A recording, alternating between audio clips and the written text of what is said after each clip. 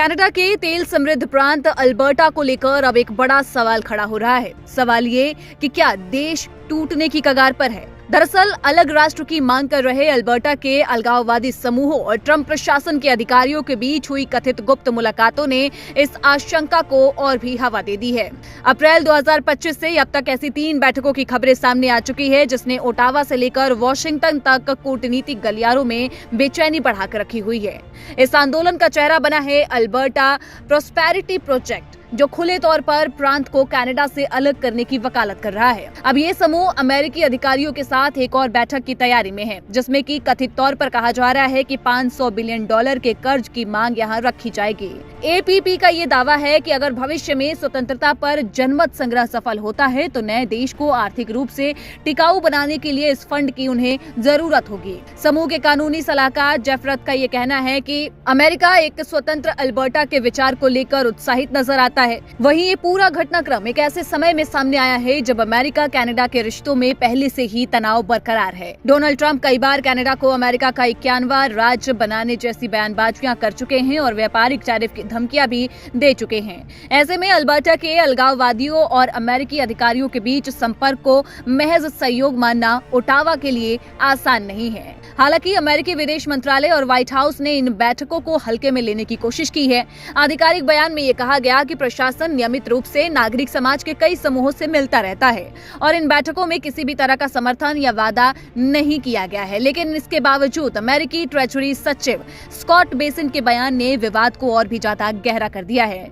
दरअसल उन्होंने अल्बर्टा को अमेरिका का स्वाभाविक भागीदार बताया था और कहा कि अल्बर्टा के पास बेहतरीन संसाधन है और वहाँ के लोग बहुत स्वतंत्र विचारों वाले हैं। ऐसी अफवाहें हैं कि वे कनाडा में रहने या न रहने पर जनमत संग्रह भी करा सकते हैं। लोग संप्रभुता चाहते हैं। तो ये एक ऐसा बयान था जिसने कनाडा में खतरे की घंटी जरूर बजा दी। वही आपको बता दें कि उधर अल्बर्टा सरकार ने अलगाव की अटकलों को सिरे से खारिज किया है। प्रीमियर डैनियल स्मिथ के प्रवक्ता ने यह साफ कहा है कि अल्बर्टा के अधिकांश लोग न तो कनाडा से अलग होना चाहते हैं और न ही अमेरिका में शामिल होना चाहते हैं। सरकार का रुख एक मजबूत लेकिन संयुक्त कनाडा के भीतर अल्बर्टा की स्वायत्तता को लेकर है। लेकिन अब आपके मन में एक सवाल होगा कि आखिर अल्बर्टा इतना महत्वपूर्ण क्यों है।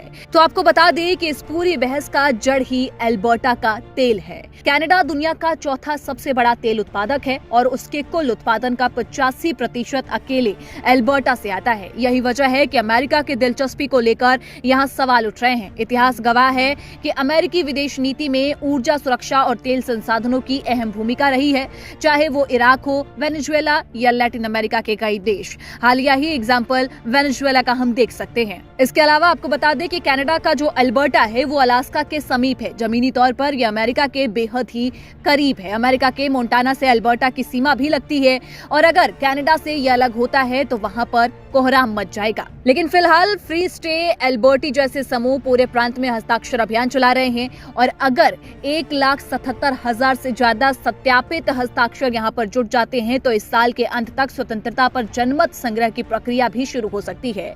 अब सवाल सीधा है कि क्या यह सिर्फ राजनीतिक दबाव बनाने की रणनीति है या सच में कनाडा के टूटने की जो पटकथा है वो लिखी जा रही है। एक तरफ अलगाववादी अमेरिका को संभावित रक्षक के रूप में देख रहे हैं तो दूसरी तरफ कनाडा की संघीय और प्रांतीय सरकारें देश की अखंडता बचाने के लिए मोर्चा संभाले हुए हैं। लेकिन ये तो आने वाला वक्त ही बताएगा कि अल्बर्टा की ये चिंगारी सिर्फ सियासी शोर है या कनाडा के भविष्य के लिए सच में एक बड़ा खतरा।